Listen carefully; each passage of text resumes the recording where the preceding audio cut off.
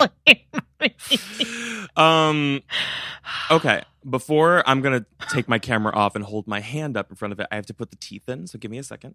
Stop. Don't even. How are you gonna do this with teeth? I'm gonna spit them out. Okay. Okay.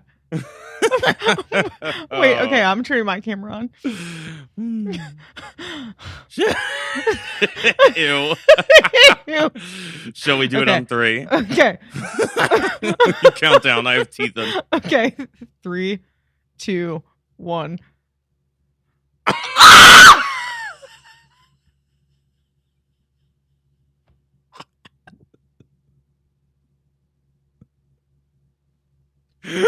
Oh my god.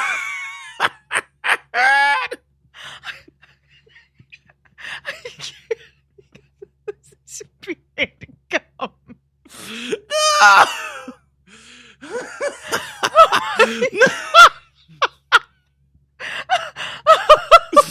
God, how did you have a pink mic? Oh my god. I'm actually just pissed off because I want to be there and like touch everything right now. I want to just like see it in the flesh. Hello, Stella. Wait, who are you? Yes. Away with you. I heard you guys have been talking a lot of shit on this No! podcast. That's what I heard. Where did you get that wig? It was like spiky, some sort of spiky wig off of Amazon. Dyed black Guy Fieri. Whoa. Oh my. Just said a facial freaking hair. Are you joking? Baby, the long lost spirit gum. It's bringing back memories. Oh my god, you look insane. You look incredible. I feel so different. Like I feel like dark energy right now. It's exuding dark energy. Honestly. Okay, you look incredible, obviously. You look like Bet. Well, I called my sister. She goes, wow. You Wow. look like her. It's so good. Say bye. I put a spell on you. Oh my and god. now you're mine. You can like the things I do. I don't know what the lyrics are. I lie. So your wretched little lives and all. Oh, the candle of all the witches working. Stop. Oh my I god. put a spell on you. What are the other things? What are the quotes? Shit. Honestly, sisters? I feel like I could go get a vacuum, take the mustache off, and be Kathy Najimy in this wig. No, you are full Zach Bagan, baby. I need you to get closer to them. I need to see like what's going. Do you have more light or something? I need a flashlight on. I feel like okay. So here's the only thing that didn't arrive in time was I ordered a bowler hat. I was like, but this is indoor Zach. This is indoor Zach. Like, this and the is cane. Where did you get the cane? Amazon, baby. Look at the material. All of this provided by Jeff Bezos. It's Jeff Bezos, honey. I honestly cannot describe what this is right now, like the energy that's transpiring between the two of us. Do you feel physically like you're holding your body differently? Yes, do you? Me as well. Yes, I feel like I have breasts. It just cleared up a little bit. It was a little like the screen was a little bit like blurry, and it just cleared, and now you're like full Winifred. I feel her. Oh my god, it's so good. It's so good. Twist the bones and bend them back. Give me the quote. I need quotes. What does she With say? its baby back, just like this. Just like this. Oh my god. Thrice I am Mercury Purifying, spit upon the 12 tables. I just need to be with you right now. Like, it's so upsetting that we can't just Oh, gallivant baby. through Los Angeles in these outfits. Listen, Kenny Ortega, he's going to be here any minute knocking for the threequel. And I'm a shoo-in because Bet's like, I really don't want to do it anymore. The check's getting too high. Negotiations aren't going Oh through. my God. And they're going to call me. I could be a stand-in. You really could. Okay, so is that the Winifred wig or did you style it? No, it's a it's a Winifred wig, but it comes apart. Wait, why? Why do they want it to come apart? Like a wig So you reveal? can adjust it, I guess. I don't know. The bun reveal? And the costume, I think, was separate, but it came with the jewelry and the nails. Oh my God. Most of what you're seeing is courtesy of the Dollar Tree, so I want to thank you to the Dollar General today. They are not our sponsor, but they are the sponsor of my heart. Shout out to the Dollar General, y'all. They were responsible for the nails. They were responsible for the false lashes, which are in the brand name Diva. Well, completely fitting. My voice is even deeper. I'm like, I was going to say, really I was fitting. like, you're carrying yourself differently. You're like, well, that's completely fitting. Of course. That's completely fitting. Absolutely, ma'am. Do you know what is kind of amazing though? Is that part of this is our merch. I knew it. I was like, I'm gonna bet money right now, just from like the way that I can see the like strings of the hoodie and like the ring around it. I'm like, that's our merch. That's limited our edition merch. So Oh eat your my heart out, Zach. God. You're wearing our merch. I mean, I am Zach. So Yeah, of course. That voice, it's doing something. I- It's doing something to my. So we both did drag today. That's fun. I know. I'm full drag. I love it. And we both have our coffees. Look at the lipstick. I can't. First of all, dealing with these nails, this is a different ball game. Getting my phone out of the pocket, I am. something of the devil. Now you know why. Like I had to get them taken off. I can't with the long nails. I know, Zach. I completely understand you with the long. It can't really with the doesn't long nails. work. I can't. It's like freaking me out how good you are at it. I'm like, is this rehearsed? No, it's literally not rehearsed. I think in my brain is so imprinted from our time at the Haunted Museum, him being like, this carpet belonged to Al Capone. It's said to That's be the exact cadence. where he. I know, and I'm like that cadence is in my mind. So I'm kind of like, wait, I kind of feel hot. Like now I get why everybody's obsessed with Zach. There's Bagans. something about there's like something about the facial hair that's doing it for me that I can't quite describe, but something's happening. Something. Clearly, something's happening. I'm like, I think that we might be on a date.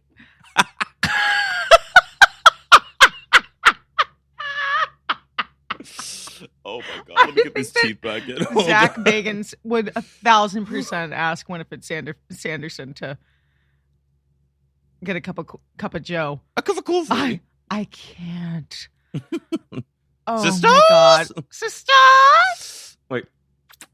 We must find the book, brew the potion, and suck the lives out of the children of Salem before sunrise. Otherwise, it's curtains. Where's the book? Okay, this is so weird. I don't know why. I literally had this sitting on my desk. This looks like the book. That's for me. You have to ship that to me today. This is Spirit. Yeah, there just needs to be an eye on it. Oh That's god, weird. what do I have? I have nothing next to me for a book. This is doing a number on my mental well-being. It's the only way. This wig is squeezing my brain. Like Okay, my wig cap too. Like I feel like my head is pulsating because I'm like, girl, you're not used to this, and I'm like, I'm not used to this. For some reason, like this just feels totally natural. Do you feel? Is the clothing comfortable? That you're I was wearing? talking about you.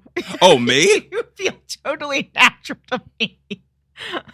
I widened the chin. I sculpted the nose. I drew on these little suckers, these like folds. These folds. The blush is just ridiculous. It's just so good. Oh my god, but the eyes. I can't. I can't tell if it's better like looking up like this or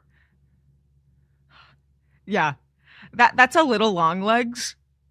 But yeah. this cane. What are you doing with that cane? Has anybody else seen you like this? Have you called? Oh, no. I creepers. I literally like got off of like a meeting and then I was just like, all right, time to get into drag and just like, absolutely put on a beard. It's literally already falling off. I was gonna say, I was like, how's it? It looks like it's holding up, at least on camera. It looks like it's holding up pretty well. I kind of forgot how spirit gum works. Like, I You have gotta, to let it. it's listen, I Yeah. can tell from experience because I'm the king of the mustache on stage. Yeah, You gotta wipe it with alcohol. It's gotta be completely clean, completely dry for the spirit Yeah. come to work. I think I kind of messed that part up. You go, yeah, Yeah, that's Yeah. absolutely it. yeah. But anyways, yeah, I'm glad that bitch Stu isn't around. Yeah, fuck She's her. been talking a lot of shit. All right. Chicks. Chicks. The virgin candle. The black flame candle. A virgin will light the black flame candle. Oh, Yes. oh. I'm Oh my telling you, God. this is really a long con audition tape for me to be in the third installment. So Kenny Ortega, if you're out there and you're looking and you're trying to get a new Winifred or a Yes. replacement or a stand-in, I'm here. Yes. I'm here. And this was done in 45 minutes, so it's It's- definitely doable. Incredible. You're going to get a call from the Abbey today. I'm going to get a "Hey." call from Disney and they're going to be like, so we have a copyright infringement claim that we would like to lay upon you.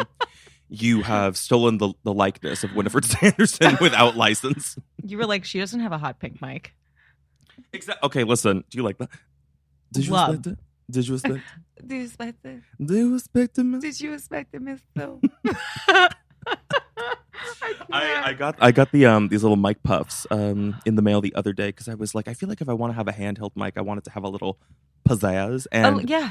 what a great segue, because hot pink, this is the same exact color as our tour promo. So I thought it would be Yes. good to have on camera. So good. I love Hold it so much. I'm going to, first of all, I have no pictures for you today for this case, by the way. That's okay. I have one link to one photo, but I was attempting in the last minute. I was like, after I got dressed, I'm like, okay, let's get some pictures together for Stu. These nails, Yeah. It's going to be a no. like even just now, like toggling between tabs is going to be a challenge for me. But Trust and believe I got you. thank you. Welcome back, children. Welcome back, creepers. Welcome back, creepers. Welcome back, creepers. This museum is the location of the most haunted thing on the planet. I've heard that this podcast is one of the darkest energy experiences you will ever have. I was in there with my good friend Post Malone. We were standing and felt an entity rush through our body. Can I tell you? I feel like I'm in the museum right now because I'm in my sunroom, which is like 3,000 degrees. I was going to say, you must be hot, because I know I just felt 6 beads of sweat run down my back, and I'm in a dress. I'm just at the museum again. It's all good. I wish I padded a bra or something, baby. Oh Well, my sorry, I will God. shift us in because I know Yeah. I cannot toggle between tabs. I can't go like this. I'm like, Are they press-ons? I literally glued them on. This is Yeah. actual nail glue, Oh, you which was also glued a them. harrowing experience doing Yeah. that like in the morning and like having to press them on. It's a whole thing. It's So a whole thing, but you'll I feel knew. you'll feel kind of fab like the rest of the day, and then you're gonna be like, get this off. The No. second we're done, I'm going to be like, we need a makeup wipe. First of Yeah, all, yeah. the brows are glued down with 4 different layers of Elmer's glue. So pray for Oh, thee. God, it's so incredible. Ah! Pray for thee. Billy! Billy. So welcome back, everybody, to another episode of CreepTime, the podcast. And as you can tell, we are still up in our Halloween shit. We're in a Halloween mode. You guys loved the video episode, the costumes episode that we did last time to kick off spooky season. So Stu and I had an idea that we would resurrect it and we would do it again. We did not know what we were going to dress as, so I think we should keep these a surprise. I think we should. God, but this is our fun way to sort of bring a little more attention to the podcast, and also so that we can remind you that tickets are on sale now for CreepTime, the live show, the Western Tour. That's right. I will not be in attendance. I will not be attending the CreepTime live tour. There is a dark entity that tends to roam with them on the road. Although I did hear they're performing at the Chemo Theater. I had an experience there in 2016. The thing is, like, what you just said could actually be a direct I know, quote. I know. I'm like dead serious. He's Ghost probably Hunters has been there. most definitely gone to the chemo theater. But that reminds me, we have all of the Western dates available, which will include Los Angeles. Oh, almost popped a nail. Popped a nail. I tried to snap. I went. Los Angeles up to Sacramento, which is going to be the basis of our case today because we are going in chronological order of the tour dates, and then up to Portland, Seattle, which we've never been to, down to Salt Lake, Denver, Phoenix, and then, of course, the very haunted Chemo Theater in Albuquerque, New Mexico. That is going to be so the excited. last stop. I am too. It even looks eerie in the pictures, and even when I was because we've had a lot of calls and stuff, like calling back and forth to like the event managers and whatnot, and I would be like, so I hear this place is haunted. Yeah. And they're like, without fail, they go, oh, yeah. Oh, yeah. It's real bad. So please, if you want to get tickets to come see CreepTime live, don't miss out on your chance to come see us. It is going to be a night of scary stories, true crime. So if you want to come by yourself and hang out with us, if you want to bring a friend, family, a significant other, or a whole group of creepers, we are so excited to put on a one-of-a-kind show for you, one night only in each city. You can get your tickets at creeptime.com. Children. And let me just say, creepers, the community of audience the members, the voice, creepers, if it's at all like the Vegas show, everybody is so sweet and fun and friendly. So even if you just want to come and you don't even have a group to come with, I mean, everybody, the creepers, we're so lucky that our listeners are so sweet, and we really are. I mean, I amazing. don't think we ever mentioned that, but after we left the space, the venue in Las Vegas, after we played the show, everybody on the team, house management, front of house, they were like, these are the best audience members that we have ever had for a live event. They are the most respectful, the most kind, the most excited, and everybody kind of made friends in the meet and greet line and the merch line. So yes, we would love for you to come out, meet more creepers, come and meet us. We would love to meet you. Except for that Wouldn't we? stew. Yeah. That stew has a dark energy inside of her that we are going to try to contact today. It's so foul. That's so foul. Well, I guess after a tour plug, we should shift gears into Magic Mind. And I love magic. I feel like Zach would love Magic Mind. I'm sure he does. I mean, first of all, when we started working with Magic Mind and my brother found out at the live show, because Magic Mind is a huge sponsor, he was like, Magic Mind is sponsoring you guys? I had no idea. He's like religiously taking them.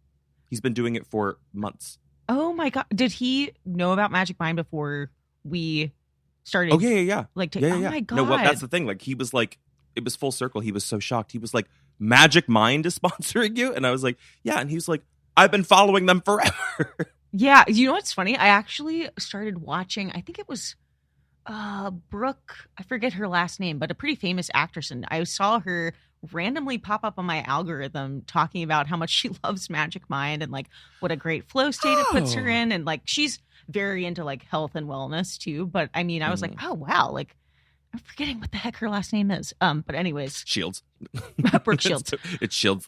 But no, I wish I had one right with me right now, because that would be super refreshing. I took one this morning, which is how this all got together in 45 minutes. Yes. Me with the glue full stick. Flow. No, but Magic Mind, the thing that I think I realized that I loved about it is, one, of course, no caffeine jitters. It's become sort of like a pseudo replacement for coffee. I do still enjoy my coffee, of course, but Magic Mind is a good replacement if I don't want to be up all night and I want to take one in the afternoon or something, and I want to have one before I'm going to sit down and do work or do some research or something. But the thing that I've come to love about it is how quick it is. And this is something people don't really talk about, I've realized, with Magic Mind, because they're shots and you just keep them in the fridge. So when I'm like, I need it now, it's as simple as twist off the cap, done. Whereas with coffee, I've got to go through the whole rigmarole of like getting the coffee maker cleaned out, new grounds, grind the coffee beans. Like, it's a whole situation. Get your creamer, get your cream. I don't drink the creamer anymore. Creamer. Oh, that's right. You like it. Dork. Yeah. I think my favorite thing about Magic Mind is that, like we said, it doesn't give you jitters, but it really does, through whatever that technology is. Like, it lasts just longer than when I chug coffee and I'm like, and then I crash. I don't really get that with Magic Mind. Agreed. Totally agreed. So Magic Mind, thank you again for partnering with us this week. For all of October, they are going to be showcasing CreepTime 20 as the code. So there is going to be a link down in the description of this episode. If you want to get Magic Mind, whether it's a single time purchase or you want to get a subscription, whatever, you are going to get 20% off courtesy of Silas and Stu, or Winifred and Zach Bacon. Zach Bacon. For liability purposes, that was a joke. But yes, 20% off with CreepTime 20. That is your code. So make sure to go to magicmind.com today so you can start your order. We would love to hear how you like it. Yes. I want to hear from creepers how they like it. Okay, I've seen on Reddit, a lot of them have ordered it. Yeah, a lot. They showcased, they were like, just got my Magic Mind. It's cool. Yeah. Well, now that we've said that, shall we shift gears a little bit? Because I do have a case that I brought to you today. We are not going to do scary stories today. I brought a proper Sacramento case because that is going to be date number 2 in the lineup for the Western dates. Yes, I'm excited. I was craving a case today. I'm about to give you something. Okay. I'm about to get, I will say, because we're doing some of the big ones, and after we ended the last episode, I was like, there has to be a Sacramento case that I'm forgetting about. And lo and behold, Kendra came to me and she was like, baby, Dorothea Puente. And I was like, yes. Okay. You don't know that case, do you? I don't, but I've heard the name a couple of times now, but I don't know. Is it an older case? I guess she was technically caught in 1988. So yeah, I mean, okay, but it's been a while. I think I was thinking even older, but okay, 80s. Gotcha. Well, I mean, her history goes back quite a bit. She was born in 1929. So okay, maybe that's what I'm. Yeah, I mean, she had a very long reign, I guess you could say. And like I said, I feel bad that I don't have pictures, but that's okay. I got all the visuals I need right in front of me. My mind is magic, and I got the visuals. How could a person who looks like this function in everyday society? Would you think? Imagine this, working at the DMV.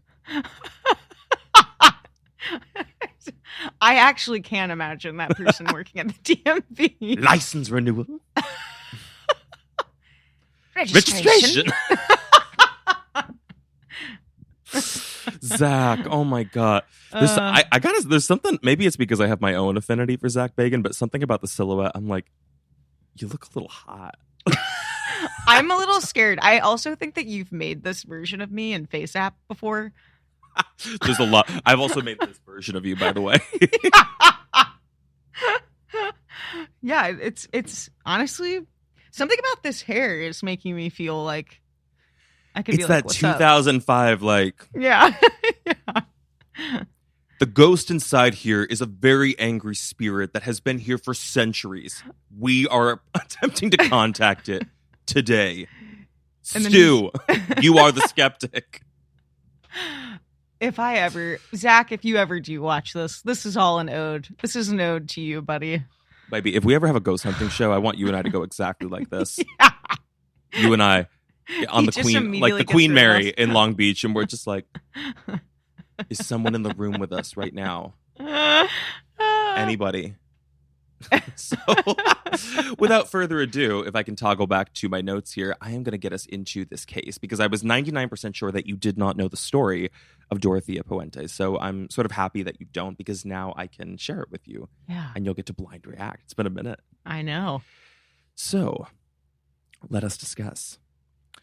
It is on 1426 F Street, Sacramento, California, that there lies this home right beyond an iron fence. And it's a very quaint home if you look at it. And I wish I had a picture for you, but I will send you one at one point. Mm-hmm. Got an open facing porch, a set of stairs that go straight up to the first level. And it looks very cute, very picturesque. And even around this time of year, they decorate it with very festive Halloween decorations. But to this day, there are many people who come to visit this home and they just stand there and they stare from the outside at both the exterior and the lawn, knowing full well the dark history of what actually took place there. So I would say that we have looked at, many cases with chilling backstories, and many figures in these cases, right, are culprits or suspects where they present with a bit of a coldness or maybe just a complete lack of empathy. There are none that come even close to the dark secrets hoarded by Dorothea Puente. So this is a proper Sacramento true crime case. The story of a female serial killer who went on for years in this way. She would come to be known in the national headlines only, this is a direct quote, as the landlady from hell. Let's pause there. Sorry. I feel like I've definitely been to this house before. I feel like. What do you mean? Have you been to Sacramento? No, I'm saying I feel like Zach would have gone to this house before. Sorry. This sounds like it's right up his alley. Okay, so she had tenants in this house. Yeah, there's quite a long history of like how she ran the house, but effectively, yeah, it became a boarding house for folks who were, I guess, for lack of a better term, they were incapacitated in some way or another. They were either elderly or disabled, or they had a drug or alcohol issue, or their family had abandoned them, and she would take them in to care for them. Ooh, something else was going on behind the scenes. Oh, God. And I assume she was single. She was a single woman. I mean, at a certain point she was, but she had quite a number of like lovers and husbands throughout her life. I think she was married like 3 or 4 times. Her backstory is menacing. It's pretty wild. But I'm going to jump into the actual story here, just so but before I do, maybe I should actually do some of the welcome before I forget, because there's a lot going on. I'm overstimulated. Oh my God! No! Sisters! I'm like, wait, put your boxers on. Wait, hold on. This visual.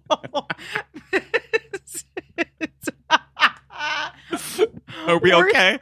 Am I okay? Also, just your biceps now being able to be shown a little bit.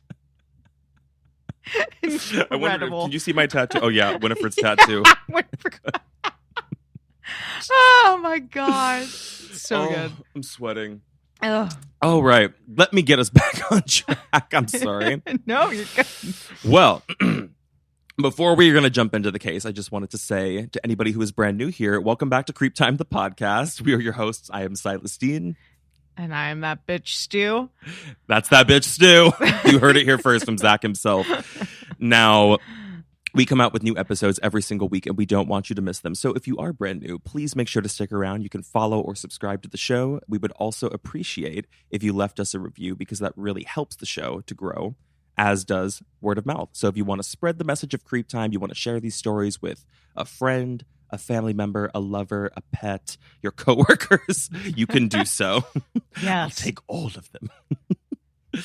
And with that, babies, let's dive into the backstory of Dorothea Puente. Any just initial like one-word ideas about what we're getting into here? Because I don't know. I mean, I think maybe you have a rough idea from the boarding house, serial killer, female serial, like sort of the buzzwords of this, but what's your initial reaction?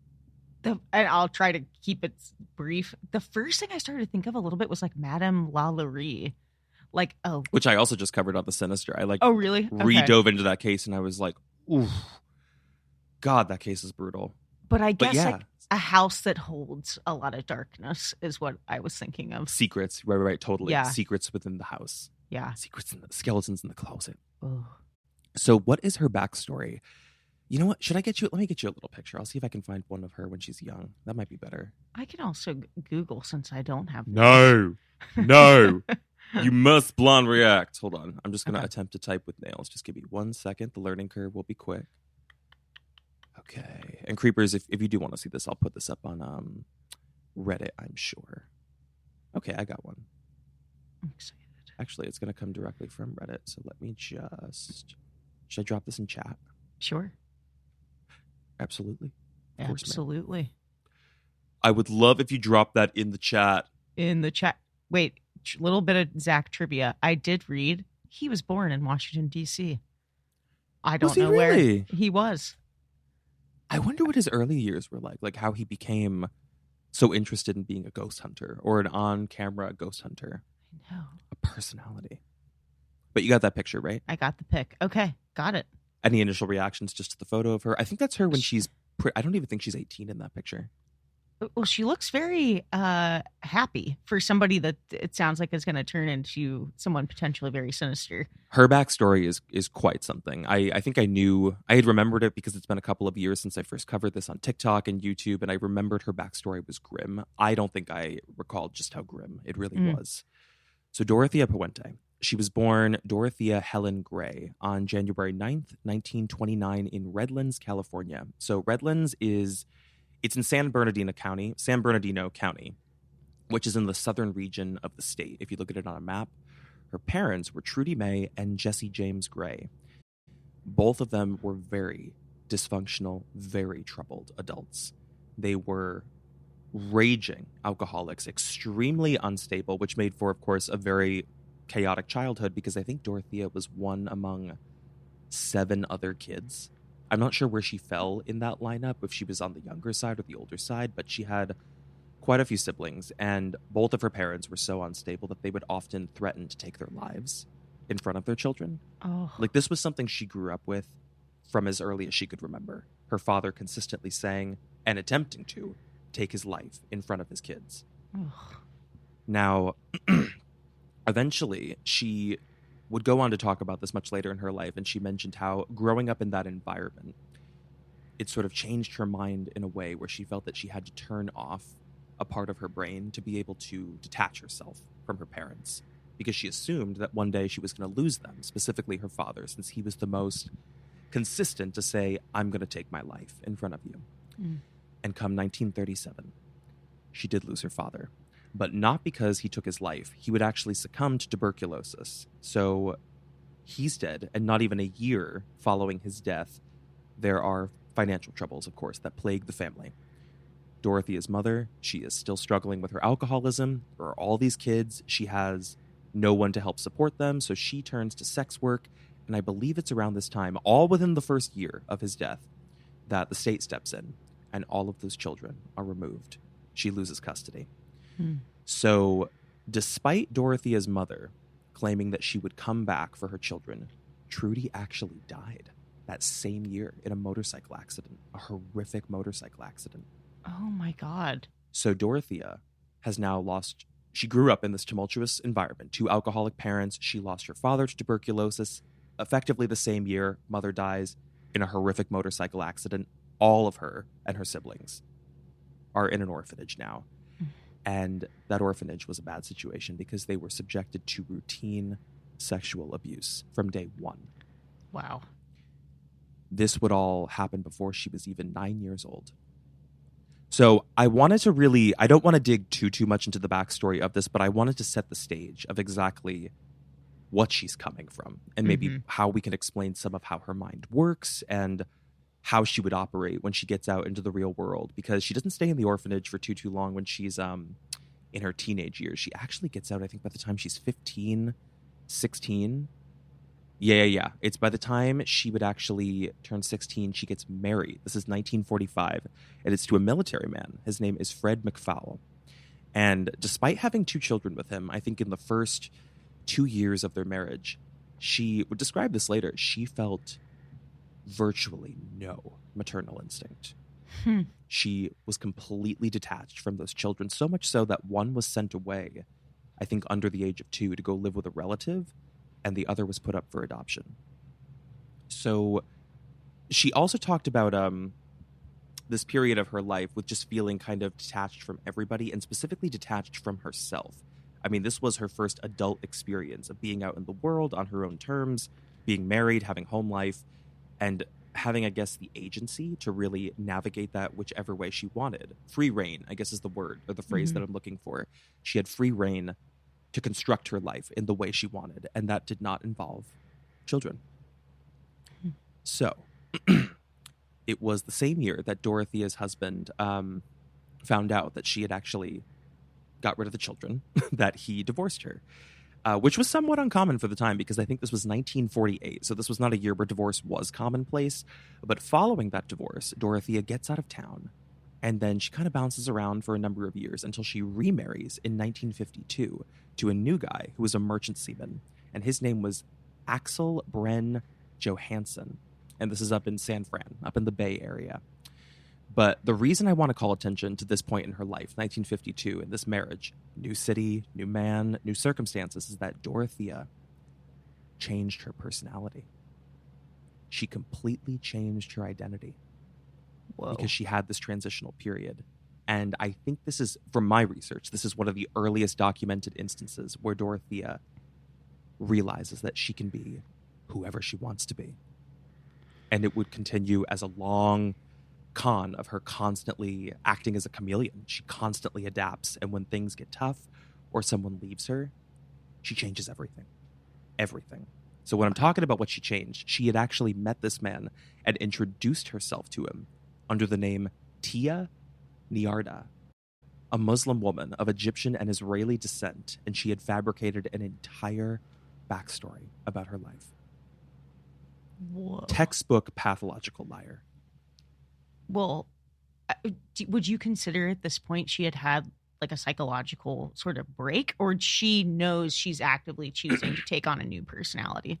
I would say the latter, actually, Okay. because, and a lot of other psychologists who looked at this case, and it was actually a big point of contention when this went to trial in court, like whether or not they could prove, like, did she have DID? Was she experiencing dissociative identity disorder? Was it something out of her control? And maybe on some level it was, but they were not able to substantiate that in court. What they found was that she was fully aware of what she was doing. Wow. Every step of the way, she just chose to do it. Hmm.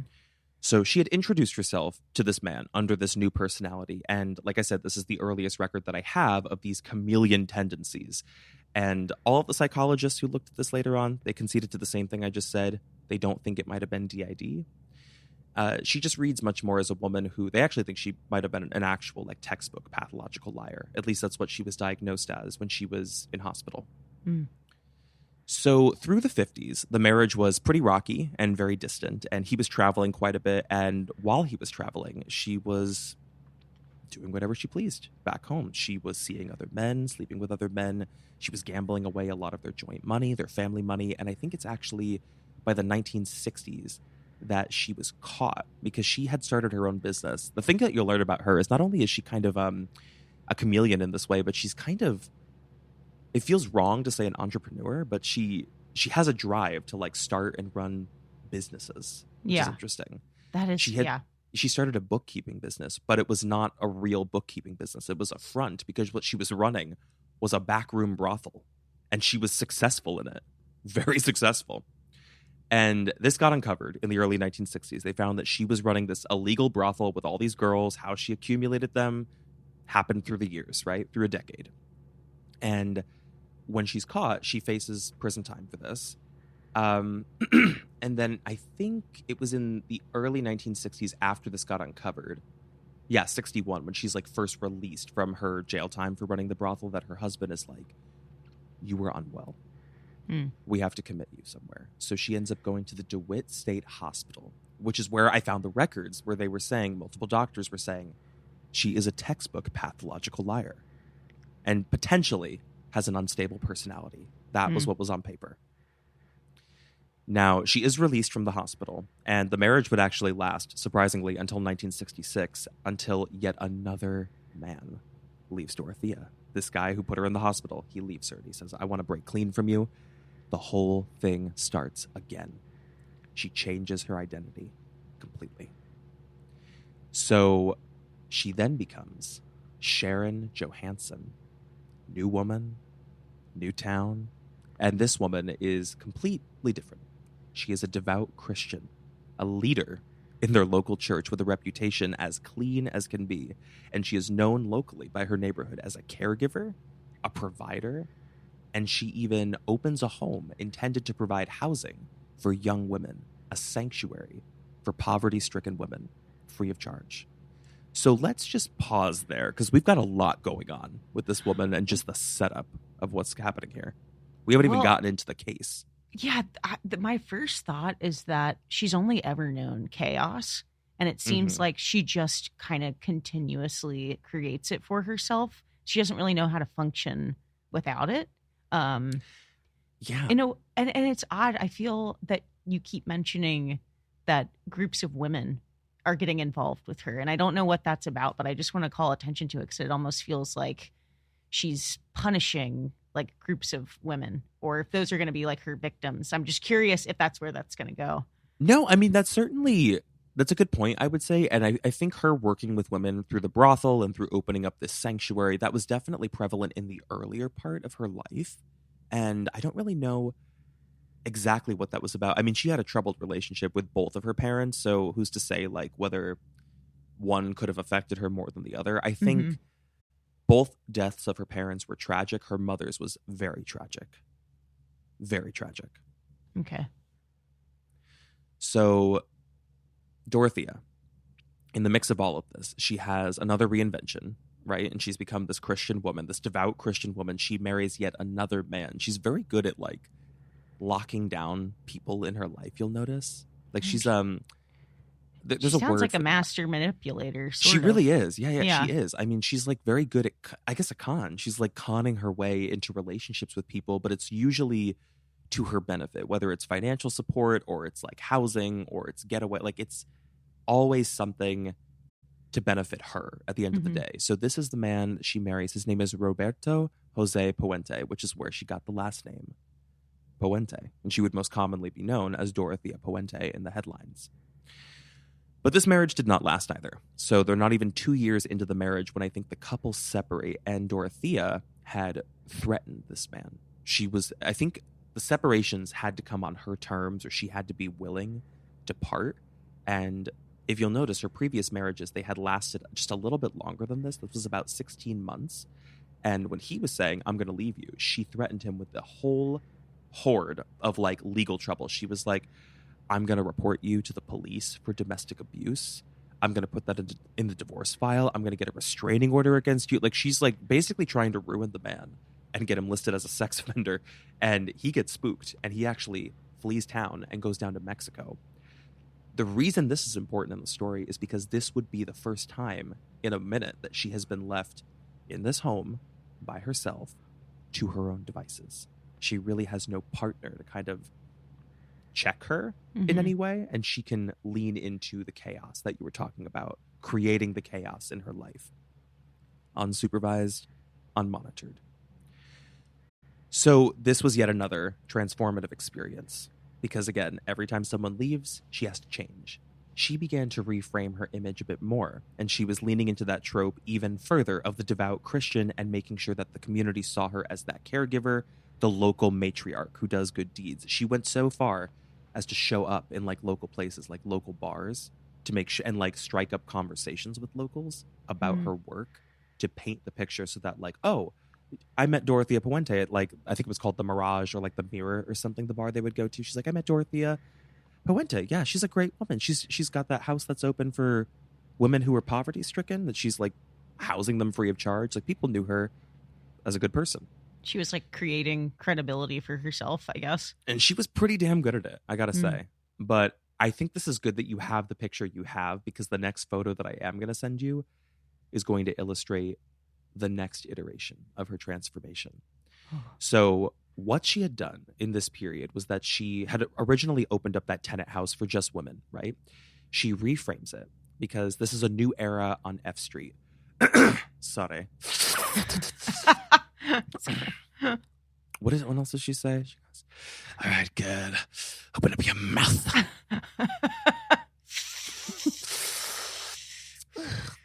Now, on F Street, she had reopened the tenant house, but it was no longer going to be strictly for women. It was now open to homeless individuals, people who were struggling with alcoholism, mental health issues. She had actually made it a grounds to host AA meetings. She was working with local social workers who knew her as like, oh, if we've got a place where we have to place somebody temporarily, call Dorothea Puente. She's got space. You know what I mean? Like she was really a go-to.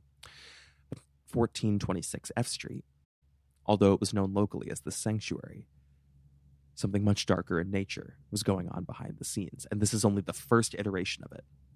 So what they would notice, and I should explain a little bit of how the operation worked. Basically, for her to take people in, they would have social security checks or like welfare checks from the state, disability checks. She would help to house them, feed them, take care of them in exchange for a percentage of that check, right? That was how she paid the bills and like kept the roof over everybody's head. Like it wasn't supposed to be, it's a non-profit situation, right?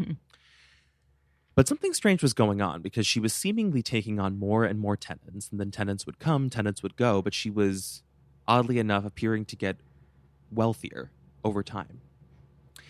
The twisted story that was going on behind the scenes would not get uncovered until one of her tenants had gone missing. He went missing and I think was found roaming somewhere rogue, right? Like he was incapacitated and needed help. He was an adult that needed help. And when he was arrested, the strangest thing that the state noticed was that his Social Security checks were continuing to be cashed. And they were like, well, that's odd because he's in prison. So local police ended up tracing this back to Dorothea Puente, and they came knocking at the door and they wanted to see her books. And the whole thing was uncovered, that she was running a full-on scam operation where she was pocketing almost the entirety of everybody's check. Oh my God. So it's a con. And this was a huge shakeup because, again, everybody knew her as this angel. So she would face prison time for this. And one of the things they mentioned in her court case when she was eventually going to be sentenced, they said, you will serve time for this. And the stipulation is that once you are released after 4 or 5 years, whatever the sentencing was, she only served 3, I think. Once you are released, you can never be in a position of care again. Like you can never run something like a business like this again. So that is the stipulation. Before I go any further, I just want to get your thoughts on like where we've come to thus far in her case. How fast was that like fall from grace? Well, I mean, she had been sowing the seeds of living this way and running this house, I think, since the early 1960s. Okay. And I don't think this was uncovered possibly until late 60s, early 70s. I don't have the exact date in front of me, but I do think it was like late 60s, early 70s. So she had been doing this and, touting this image for quite some time. Yeah. I was just imagining what it must have been like to live in her community and hear that rumor mill of like, oh my God, did you hear Dorothea Puente is running like a full-on scam? Yeah. I mean, I'm not sure. I can't speak to like how far and fast it actually traveled, but I'm sure in a small town when there's like you're relying on local press and like local news, word about Dorothea Puente was going to get around. Because in a community, you're obviously going to have people you're related to or that you put them in her care. That it's going to be somebody knows God, somebody. What a shock! Yeah. Sip. I was just about to take a sip. I'm like, this is so butch. I'm also with a Yeti. Like, who am I? We're taking on different roles today. There's something else going. Something every time I forgot what you look like because I've got research in front of me. But coming back, I'm just like, I think it's my own infatuation with Zach Bagans that I'm just like, something's happening. With me. Winifred's like hot for Zach Bagans. You could see it. Insane, bitch. Now, what happens after she gets sentenced to prison? Because like I said, she's not going to serve the full 5 years of her sentencing. She gets out after like 3 years. And then she's kind of bouncing around, I think, for quite a bit in like the early to mid 70s. And she wasn't staying in Sacramento. But she was trying to like do something earnest, right? Because she was barred from running this business. She couldn't do that anymore. She was trying to work in different jobs. Nothing quite fit. And it was so interesting the way that she talked about this later on in interviews and in quotes. And she said that like nothing fulfilled her in the same way that like running that boarding house did. Like she always said it was like caring for people, which I thought was interesting. Well, I wonder if at a certain level she like believed her own myth, like believed the idea that she was actually somehow caring for these people and that they needed her. And that probably felt good after growing up even if it was conning people, that growing up in a place where she was just sort of, nah. I'm sure there's a way that she could have twisted it in her mind too, to say like, well, yeah, because it's technically, I mean, this is benign in comparison to what's going to happen, but like she's pocketing all of their money, but I'm sure in her mind she's trying to justify it.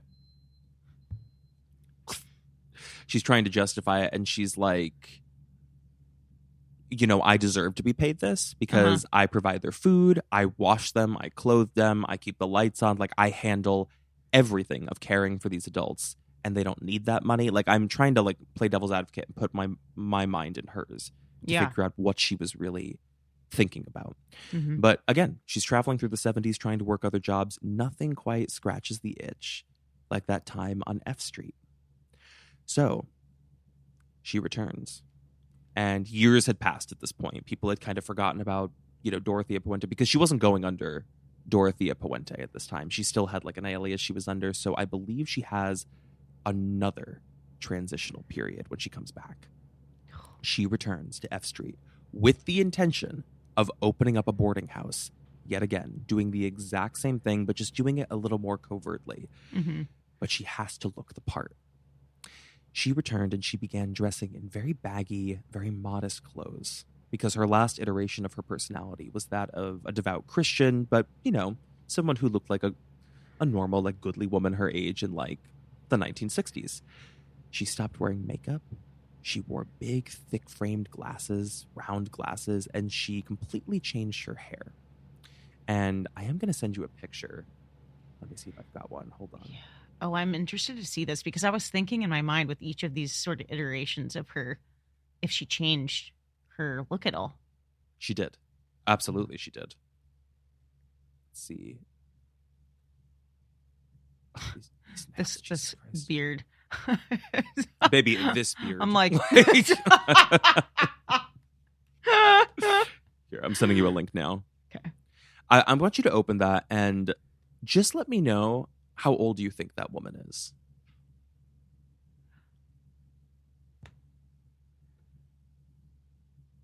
$70. Would you believe me if I told you that's a woman in her 40s? Shut up. This was Dorothea's new MO. She's in her 40s, and her goal is to look as elderly, as harmless, and unassuming as possible. Oh my God. She completely, I'll send you another one actually. It's pretty wild how convincing she was to change her look into that of an old woman. It's kind of insane. This doesn't even look like makeup or anything though. It just looks like age, true age. I mean, she's definitely lived a life that I'm sure has left some scars on the face, you know what I mean? But like a lot of it is surprisingly just styling for the time. It's the hair. It's a certain type of makeup. It's the way she would dress. Mm-hmm. I'm going to see if I can find another pic. This would be a good one. Hold on. Wow. Isn't that insane? That's crazy. This is a very tiny picture, but I'm going to send it to you nonetheless. And I assume, is this from like the 90s, 80s? That would be the 80s, Wait, I think, okay. that picture's from, yeah. Yeah. Oh my God. Isn't that crazy? You can almost kind of tell. You're like, yeah, maybe that is a woman in her 40s who's just bleaching her hair white. Like, right. Because creepers, if we do post these and you look at them, I mean, in the first photo, I can see some more lines and it looks almost like she's got more sun damage that would make you look older. But here, it looks intentional. Like she could be in her 40s and she's just making herself intentionally look older. Oh, yeah. It's tripping me out. It's pretty insane, like what was going on here. But that was the whole point. She was like, look as harmless as possible. Mm-hmm. And it worked. It was the most shocking thing about the whole case was just how unbelievably convincing she was in this persona. So I will keep pushing on because in the midst of her troubles and all of these run-ins with the law and the prison for the Social Security scam that she was running, believe it or not, when she came back to Sacramento, she is able to find yet another man. She never stops, really. Wow. It was a pen pal that she had started having a correspondence with. He was 77-year-old Oregon resident Everson Gilmouth. And you know what? Actually, let me see if I got a picture of him as well. Also, I gotta say, each one of these guys that she dates they have insane names. Fred McFowl, Axel, and then what was this guy's name? This is Gilmouth. Everson Gilmouth. Or Gilmouth. Everson Gilmouth. Let me see if I can send you this picture. I mean, I would say that her relationship with him is probably going to be the most sinister. And there's quite a bit that I'm throwing your way here with this case because this is dealing with the elderly. Well, she presents as elderly. He's actually elderly. Okay. Yeah, I was going to say, he actually looks old. Okay. Yeah. So Gilmouth, he drove down to California because at this point they were only pen pals and he was going to pick her up. And I think that the expectation was that the two were going to get married, right? They were going to settle down in Sacramento. Now, he had become estranged from his family for just a little bit of backstory on him because they were not at all happy that he was involved with this woman because I think, believe it or not, he actually knew a bit of her history and that she had been to prison. So he had relayed that to his family at one point and they were like, we don't have a good feeling about her. We don't like her. And he was insistent. He was like, well, I love her. So if you don't want her, then you don't get me. So he stopped speaking to his family. No contact for a while. Until out of nowhere, one day, he sends them a letter. Completely like unprovoked. And what he told them was that he ended up leaving Dorothea. And he didn't call her Dorothea. She went by a different name, but he ended up leaving her. And he was going to move down south and that he would write them when he could. There is a very strange plot twist here. Well, I guess in the way that he left, that was what the family wanted. But the plot twist here is that nobody seems to see him after he disappears, right? Or after he like says he's moving down south. Nobody sees him, but they continue to hear from him for a very long period of time, which raised a lot of eyebrows. They're like, are we ever going to see Everson again? So what was going on in Sacramento, where Dorothea is presumably left after this separation, was something much more twisted. We are now in November 1985. So Everson has fallen off the map, nowhere to be found. Puente hired in November of 1985 this local handyman who she would often hire around the house to like help do some small renovations. And he was instructed to build her this box. She said, I need a crate. It needs to be 6 feet long by 3 feet wide with a lid. So she said it's supposed to be for trash. I think it was old books. And she's like, I'm going to be like getting rid of all these old books and I need them in a crate so I can transport them to the dump. And he's like, all right, whatever. So he builds it for her. She commissions this. And he left it pretty much like almost at the finish line until he came back the next day and found that not only had she filled it, she had finished the job herself. She had nailed it shut. So she then asked him if he would assist her because he had a pickup truck, if he could help transport that in his truck with her to take it to the dump.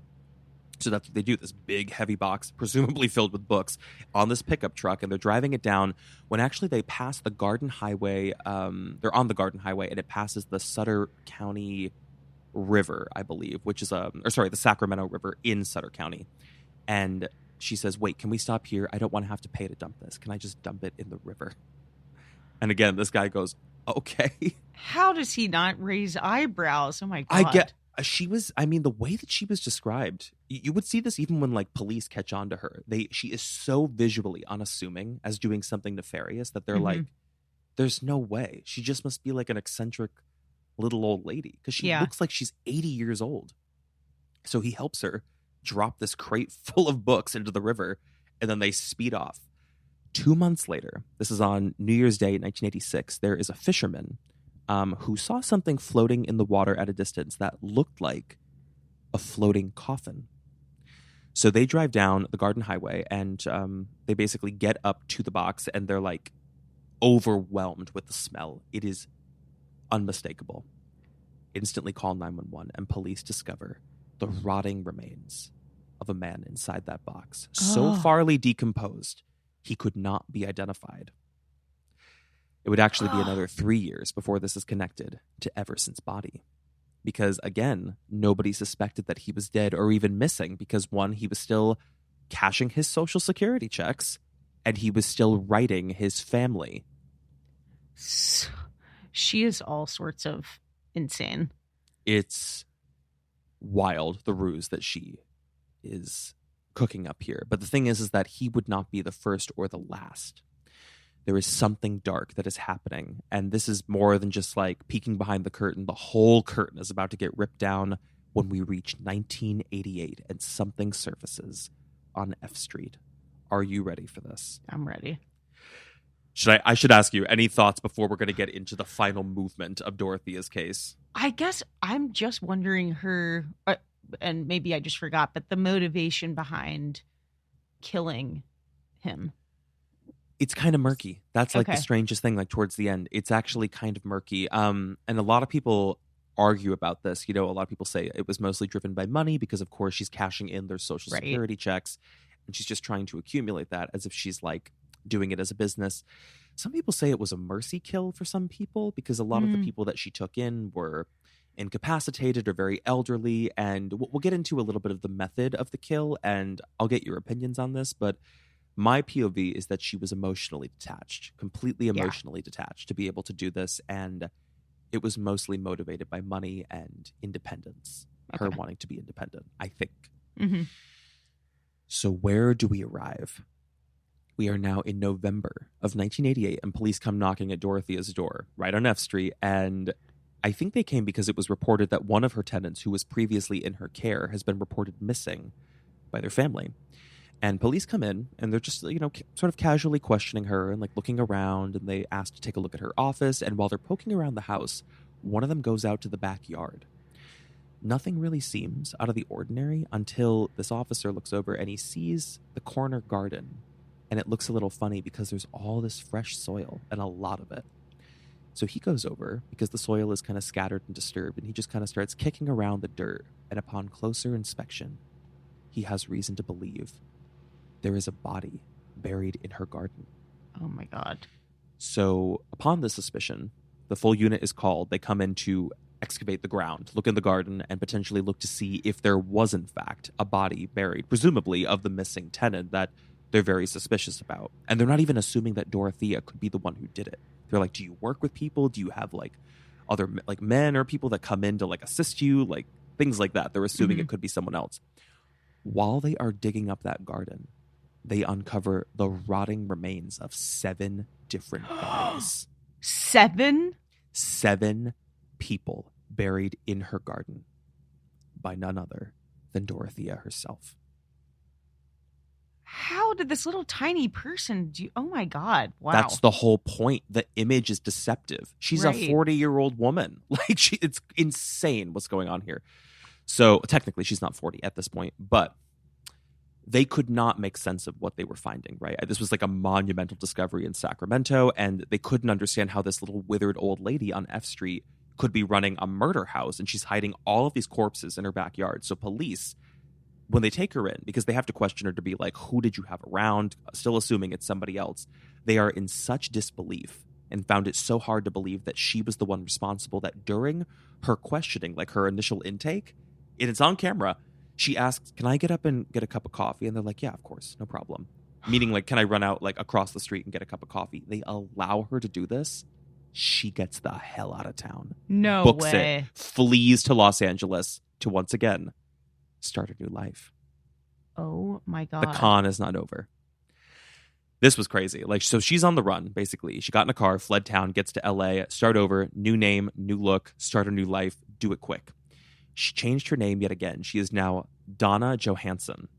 Checks into a Los Angeles motel, and she was actually, she was pretty well on her way to getting herself set up there. By the time she had arrived, it took her almost no time, a matter of days, before she had befriended a new, very elderly old man, assuming that he might be attracted to her, not knowing that she was a con, and that he might invite her to come live with him if the circumstances were that she was down on her luck and she was traveling, or someone in her family had died and she was out of money or something. She was fully about to start a new life with this guy.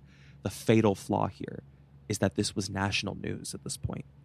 Dorothea Puente, she hadn't changed her look in time.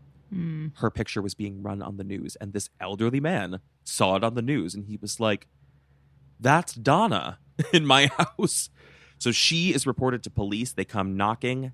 She is detained. Dorothea Puente is officially caught. I believe this was mid-November of that year where it happened. Wow. So before we're going to get into the trial, can we just talk about the discovery and the shock of digging up 7 different bodies, all of which were former tenants in her home? Okay, so just to be clear, this wasn't the same, or was it the same house on F Street from years ago? Same house. The same house. Okay. So Same house. I'm just thinking, are you going to get to how long some of those bodies had been there? Were they?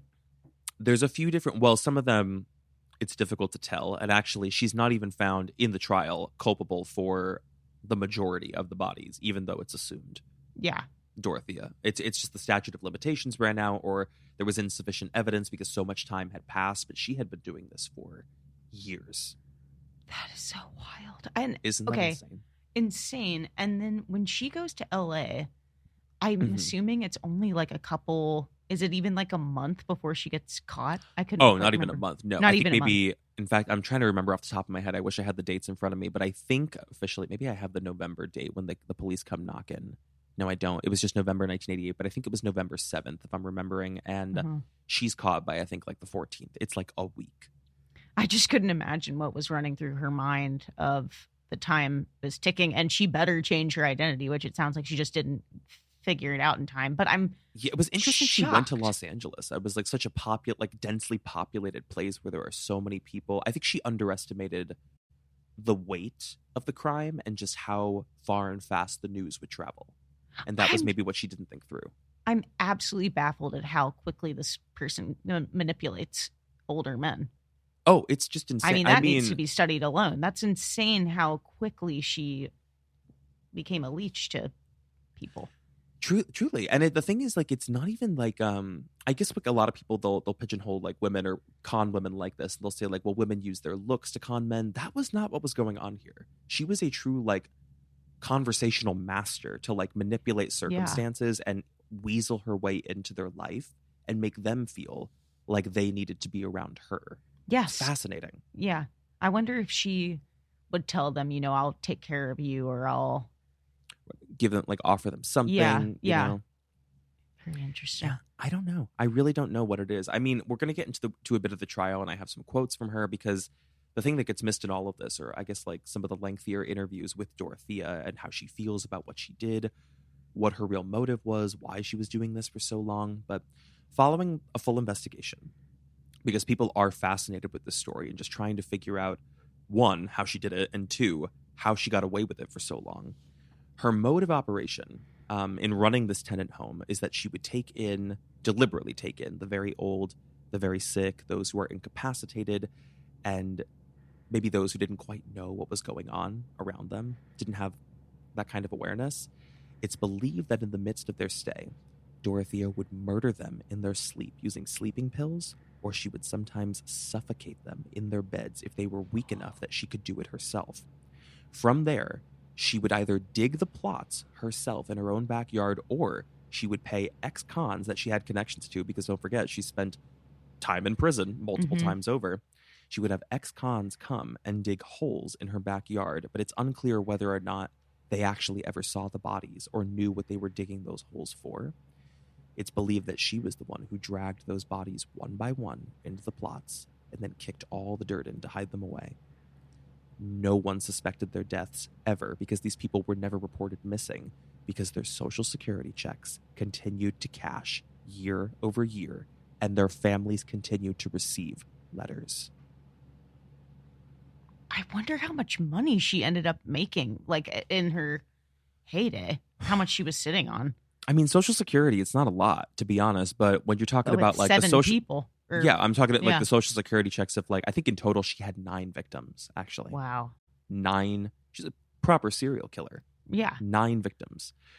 But yeah, I guess 9 people's income, the income of 9 people, like 9 times over, would be substantial. So she stood to make a lot of money, I guess. And maybe that was part of the reason that she was able to escape so quickly and like set herself up in a motel.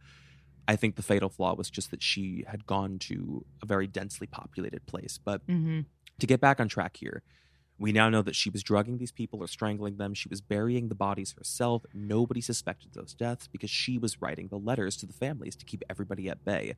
And in total, like I said, she had claimed 9 lives. But she would only face charges for 3 out of the 9 due to issues with the evidence and the statute of limitations, like I was mentioning. But ultimately, she is going to serve life in prison. By the time she hit the courtroom, she wasn't even 60 years old. That's baffling, looking at those pictures of her in the trial. Wasn't even 60 years old. Oh my old. God. But she is sentenced to life in prison, very narrowly escaped the death penalty, because that was also something they were considering. But I believe there was a deadlocked jury, which is why that got tossed out at a certain point. But she goes to prison for life, where she would die in March of 2011 of natural causes at the age of 72. And Dorothea, I have to say, like, from all the cases that I think that I've personally researched, she is known, probably, I would say, as the most notorious of serial killers in Sacramento's history, because her crimes are considered the most callous, the most without feeling, which I think is part of the conversation of why they sought the death penalty and thought that she just wouldn't be someone who could be rehabilitated in any way. There's an unfeelingness to her. But I would actually argue And who's to say whether or not this is true? Because I have a quote here from her because I was very curious to hear what she had to say. This is a quote from her during the time of the investigation and the trial when asked about, can you reflect on the crimes that you've committed, the things that you have done? And she said in a very calm demeanor, I used to be a very good person at one time. An eerie statement that to me highlighted her awareness of her own gradual transformation into that of a murderer that seemed to evade her grasp. But that is the complete and true story of the landlady from hell, otherwise known as the worst roommate ever, as people would say in the headlines, Dorothea Puente. It's so... First of all, that was really compelling, and just I can't remember the last time we talked about a female serial killer. Maybe the Australian woman. Oh my God, the cannibal. Yeah. So it's always. Was she even eerie. a serial killer? Oh yeah, she was a serial killer, wasn't she? I think so. I think you're right. She was. It's always eerie when we hear about female serial killers, but this one in particular is super unnerving because she painted the picture of being such a loving caretaker, and that was completely at the underbelly of all of this. What she it's the cared thing the that you least don't about. always see. Yeah, you don't always see that in these cases. The thing that it reminded me of was kind of John Wayne Gacy in a way, of someone who presents as the family man or goes out of his way to be a local clown, But the underbelly of what's going on behind the scenes, behind closed doors, is a monster. It's the same thing with her.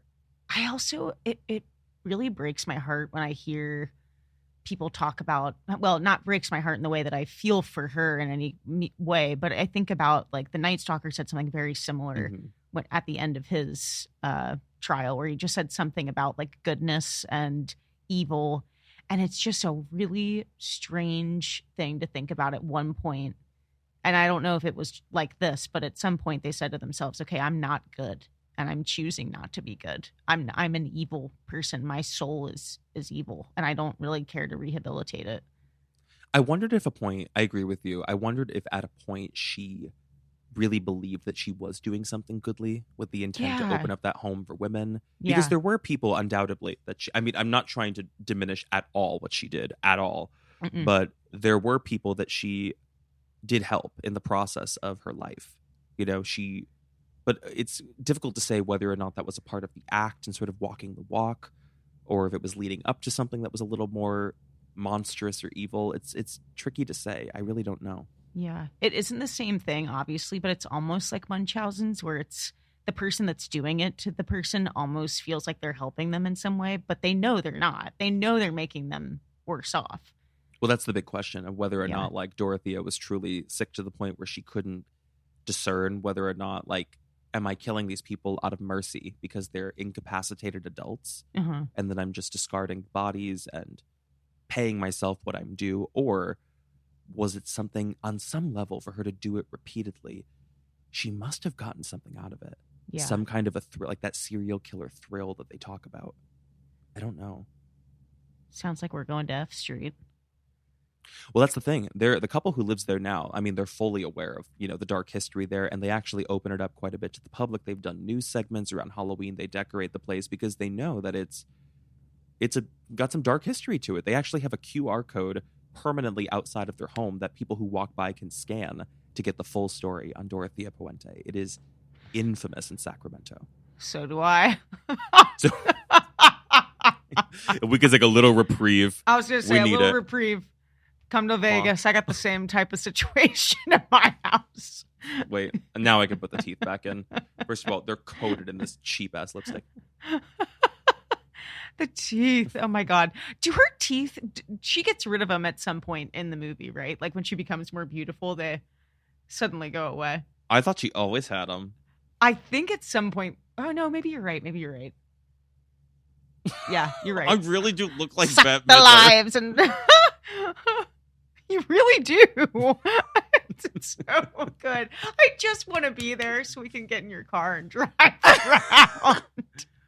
I'm going to Universal Horror Nights this weekend, and I can't dress in a costume, but if I could, I would definitely wear this. Is it banned? Like you can't go in a costume? I think it's especially for Horror Nights because people get you confused with the actors. Right. That's like a safety issue. It's the same thing at Disney where you can't dress as a character. Yeah. Although I was at Disney a couple weeks ago, and there were people there dressed in like full-on costumes, and they were not employees. It's Disney bounding. I told you we've talked about this, right? That I'm like all over this like odd side of like Instagram about like Disney bounding Disney adults. And what does that where mean, you basically Disney bounding? It means like you're Disney bound, like you're going there. So you like are going to dress as like a character, like an homage to a certain character. Oh, okay. So like you would wear like all the colors of like Cinderella or something, but then, you don't actually dress. Got it. Oh, that's interesting. It's like it's their like little way of getting around it and still sort of celebrating. That's kind of cute. I like that. How I ended up there, I don't know. But baby, again, I'll scroll. I'm really gonna need to make an appointment with a therapist because the way that you look right now, I have to be honest, I keep getting a feeling. Yeah. And that's a big problem for me. It's that those goatee. cheeks look a little blushed. They look a little flushed. You and me, we're hitting the Olive Garden later. I don't think I've ever in my life thought like, oh yeah, I have like the bone structure of Bette Midler. This has truly changed the way that I think. You do. It's also the eye makeup is really good. You think so? I was most nervous about it. No, it looks really good. Thank you. Oh, creepers. This has been quite a Sacramento episode in costume. What will we do next? I honestly have no idea. How do we keep upping the ante? Oh, I have ideas. I have ideas too. What did you think that I was going to be today? Because I had a thought of what I thought you would have been. First of all, your beard is falling off. I can see it peeling off. You go, well... I'm like, I literally had the spirit gum on lock in case this starts happening. While I'm going through the meteor parts of the case, so there were 7 plots. You're like, yeah, that's insane. What was it? Oh, I thought for a second, I was like, is he going to be Nancy?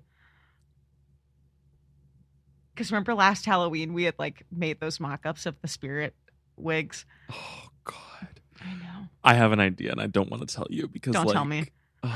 Because I might do it. Don't in tell fact, me. I'm realizing now I'm doing You're it doing it next week. Yes. I'm trying to think. There were a couple of different options of what I thought you were going to be. I definitely thought you might be. First of all, I thought you were going to be in a powder wig for some reason, a powdered wig. Well, we talked about, you were like, what do you have? Like, do you have costumes? And I was like, well, I know I at least have like a Marie Antoinette wig lying around somewhere. I got wigs. Yeah, I guess that's what Those I thought have. Or I thought, because I know you had a Kylie Jenner wig or like a long black wig. I had a Julia Fox wig. That's what it was. Yeah. So I thought it would be something of that ilk. I was like, she might do Cher. But then when you came on and you were off camera and you had a male voice, I was like, oh, she's a boy. Okay, she's a boy. Oh. I love that you clocked that. Because like the second this came on, like full beard, full mustache and wig, like I was talking to myself out loud like this. And I was like, what is happening? What's happening? Can I be honest? I did a test run last night with my makeup just to be like, can I pull this off? Or am I going to like flop hard? And I did a test run when I came home. I saw The Substance last night, by the way. I have to see that. I'm so excited to see that. Came home from The Substance and immediately did this makeup. And I was like... Wait, what did you think? I'm so excited to see it. Went with Molly. It is wild. That is... might have a brand deal on the table for it, but that's wild, that movie. Oh my God. Damn, it is so original and so grotesque. It's a true horror movie. It's a horror movie. And I think Demi Moore was great. I cannot wait to see it. I think did I tell you this, that Garrett, I hope you don't like hate me for putting this on blast, but he like had to leave and he never leaves. And he got really sick in the first 10 minutes watching it. In the first 10 minutes? Or like 15 minutes. Something was happening. That was just, I mean, there's quite a lot that goes down in that movie, like at different points. I mean, I know the ending sequence, like maybe the final 30 is definitely like the most brutal. There were a couple of points Molly and I both said in this because we walked out of it and we can handle a lot. And we were both like, I thought it would be more disgusting because there's so much hype around the disgusting element. But it was tolerable for the most part. There were only a couple of moments where we both had to look away. And couldn't deal with it. And it has to do with my own personal fears around like needles teeth and and stuff. stuff. Teeth. Yeah, and I was like, I can't look at that. I gotta say, whoever did the sound design, they should win an Oscar for that movie. That was, and it's something that it's always in the back of your mind. You don't notice it when you're listening to movies. Mm-hmm. You notice it when you listen to this movie. You're like, somebody, an artist, did the sound design on this. It's I'm so incredible. excited. I cannot wait to see it. It's a visual and sonic spectacle, and it is something, and it's so bleak and so grim and distressing that I didn't want to like say it to Molly because it's like not fun to say like when you're there with a friend, but I was on the verge of a panic attack for like a good 30 minutes while I was watching the movie. How Garrett felt. That's how he felt. He was like, it was so unnerving to the point that I had to like take myself out for a little bit. No, I saw somebody walk out. We didn't have a full house because we saw it late. We went at like 10 p.m. but somebody walked out towards the end. They had to leave. But I could feel my heart racing, and I was just like, be cool, relax. It's just a movie. And I just kept having to remind myself, I'm like, this is fake and prosthetics. But then I put this makeup on it. I had a full panic attack. The Substance starring Margaret Qualley and Demi Moore. Sisters! Say bye, bye, bye. No. Come on. Should I go out like this? Should I go out like this? Yes. If we were together right now and we went into a store, heads would roll, bitch. Heads would roll. We look like a couple. Absolutely. This is who that man dates. Yeah. And I'm like, come on, babe. We're going to Olive Garden. It's also comical that I'm like a whole foot taller than you two. I know. That's kind of what I'm saying. I thought about going as Sarah, but I couldn't give up the chance to go as Winifred. You got to keep this. You have to wear this look somewhere else, by the way. You have to be Zach Bagans somewhere else. I feel like I can also do it. Like, I can do other characters with this wig. I just don't. I just don't know what other ones yet. It's fun. You're right. No, that hair is flexible. It could be anyone in the mid to like early 2000s. Also, I get why guys go like this all the time now. You do? I was gonna say, it was like, do you feel like some masculine like thing of I like do. what it feels like to have like facial hair? Yeah. I gotta say, wearing a dress, I definitely thought it would be more freeing. I don't feel very free. You need the breastplate. First of all, the way that this is cut, I'm basically sitting with tits. Like, it's so bad. Okay, well, I'll pop these teeth in one last time before we sign off. Please do. I want to almost stripped a nail. And I want to say thank you so much. I was going to say, I promise I'll get this together. For joining us on this episode of CreepTime, the podcast. Well, if you want to come to get tickets to see CreepTime live, please go to creeptime.com yet again. And as always, baby, for now, we are going to say goodbye. And good luck. Bye, children. Bye, creepers.